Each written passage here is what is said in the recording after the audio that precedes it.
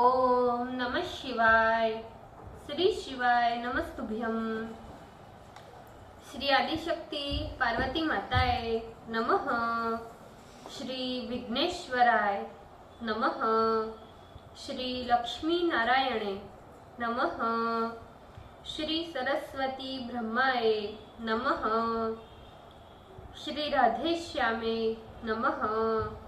श्री सियारामे नमः। श्री रामदास हनुमाने नमः। हे शिवजी, તમારી કૃપાથી હું આ શિવ પુરાણ વાંચી રહી છું અને મારી મમ્મી, બેન અને તમામ શ્રોતા શિવ પુરાણ સાંભળી રહ્યા છે।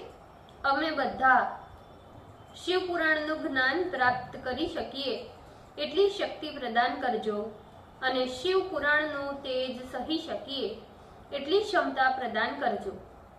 हे विघ्नेश्वर गणपति बाप्पा, तमे शिव पुराणना वंचनमा आवता तमाम विघ्न हरजो। हे कृष्ण मनोहारिणी राधाजी, हे श्याम सुंदर, हे सिया राम जी, हे रामदास हनुमान जी, तमे शिव पुराण सांभळवा जरूर पधारजो अने मारा हृदयमां स्थान ग्रहण करजो। ओम नमः शिवाय। श्री शिवाय नमस्तुभ्यम। पंचम संहिता 49मो अध्याय, पेज नंबर 1531। उमा के प्रादुर्भाव का वर्णन। मुनिगण बोले, हे सर्वार्थ वेत्ता सुत, अब आप भुवनेश्वरी पार्वती के अवतार का वर्णन कीजिए जिससे सरस्वती उत्पन्न हुई थी। जो देवी परब्रह्म मूल प्रकृति है, ईश्वरी निराकारा साकारा नित्या आनंदमयी एवं सती कही जाती है। सुत जी बोले, हे तपस्वियों, अब उस देवी के परम पवित्र चरित्र का श्रवण करो जिसके जानने मात्र से मनुष्य परम गति को प्राप्त करता है। किसी समय दैत्यों एवं दानवों में घनघोर युद्ध हुआ। उस समय महामाया की कृपा से देवताओं की विजय हुई। इससे देवगणों को बड़ा अहंकार हो गया और वे हम तो धन्य हैं ऐसा कहकर अपनी प्रशंसा करने लगे और गर्व में भरकर कहने लगे कि जो दैत्य हमारे असह्य प्रताप से भयभीत हो, भागो भागो कहकर पाताल में भाग गए। वे असुर हमारा क्या कर सकते हैं? दैत्यों के वंश एवं बल का नाश करने वाला हमारा बल एवं तेज धन्य है। हम सभी देवता बहुत भाग्यवान हैं। इस प्रकार अपना बखान करने लगे।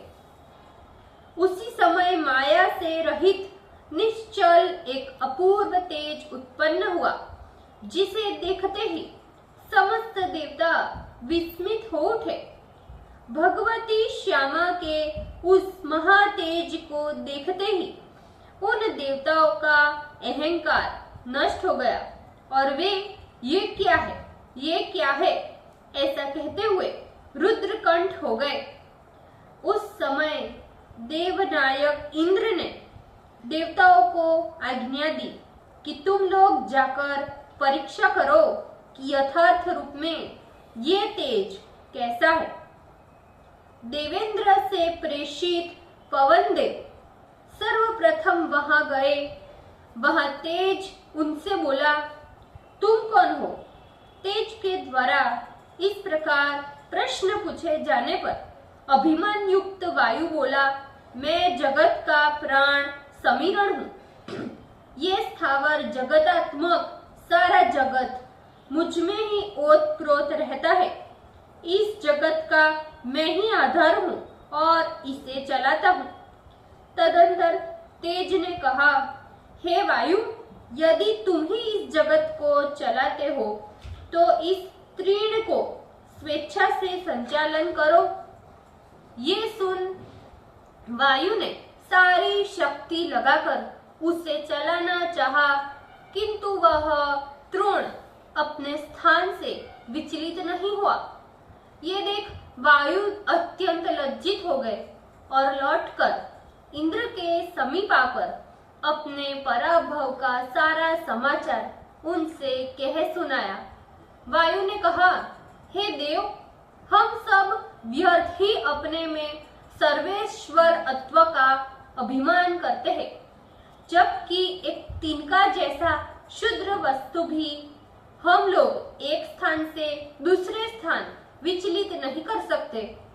तब इंद्र ने परीक्षा के लिए समस्त देवताओं को भेजा, किंतु जब वे भी उस तेज का पता नहीं लगा सके तो इंद्र स्वयं उसके पास आए। इंद्र को आते देख वह दुस्सह तेज तत्क्षण अंतर्ध्यान हो गया। ये देख इंद्र विस्मित हो गए। इंद्र ने अपने मन में विचार किया, जिसका ऐसा पवित्र चरित्र है, मुझे उसी की शरण ग्रहण करनी चाहिए। इसी समय अकारण करुणा वरुणालया भगवती उमा देवताओं पर अनुग्रह करने के लिए एवं उनका अभिमान दूर करने हेतु चैत्र शुक्ल नवमी को मध्याह्न काल में सच्चिदानंद रूप से तेज के मध्य में प्रकट हुई और अपने तेज से दशों दिशाओं को प्रकाशित करती हुई देवताओं से स्पष्ट शब्दों में बोली, मैं ही ब्रह्म हूँ। उस समय वह अपने चारों हाथों में क्रमशः वर, पाश, अंकुश एवं अभय मुद्रा धारण की हुई थी।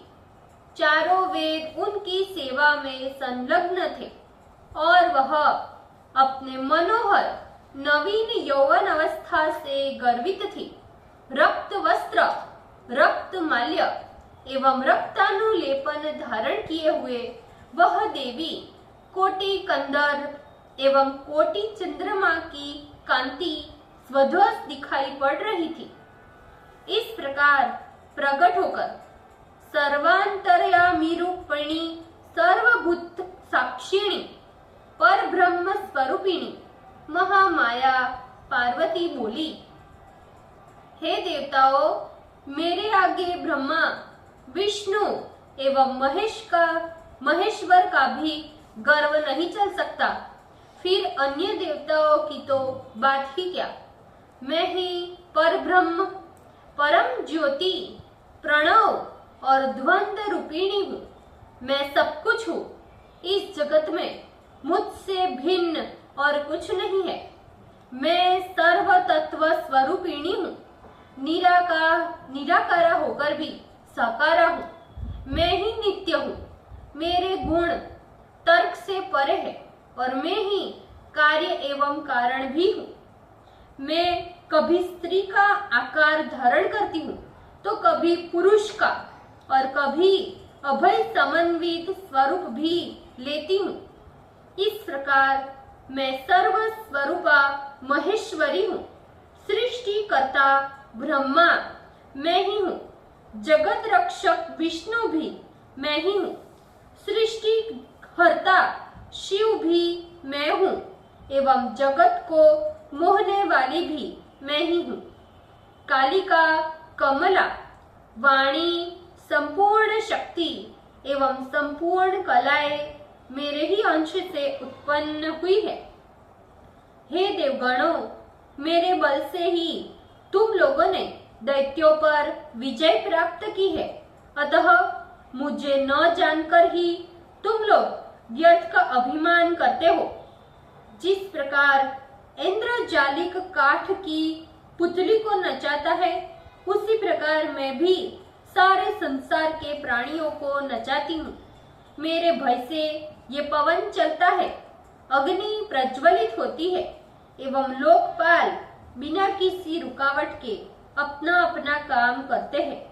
मैं स्वतंत्र हूँ, इसलिए अपनी लीला से कभी देवताओं की तो कभी दैत्यों की विजय करवाती हूँ। वेद एवं शास्त्र मेरे ही मायातीत परातत्पर परम धाम एवं अविनाशी रूप का वर्णन करते हैं।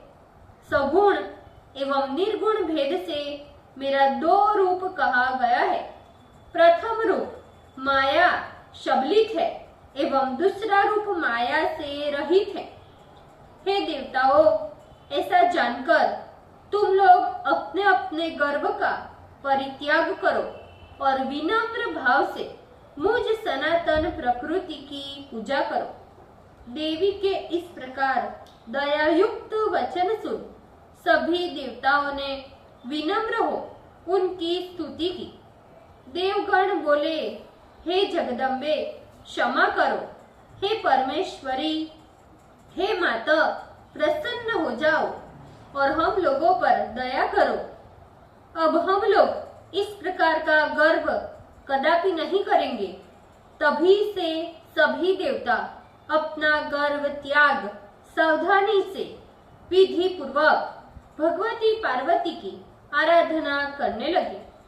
सुत जी बोले, हे ब्राह्मणों, इस प्रकार मैंने भगवती उमा के प्रादुर्भाव का वर्णन किया, जिसके सुनने मात्र से परम पद की प्राप्ति होती है। ओम नमः शिवाय। श्री शिवाय नमस्तुभ्यम। ભૂલચૂક માફ કરજો શિવજી, કૃપા રાખજો। આજના શિવપુરાણના વંચનનું પુણ્ય મને પ્રદાન કરજો શિવજી। ઓમ નમઃ શિવાય। શ્રી શિવાય નમસ્તુભ્યમ।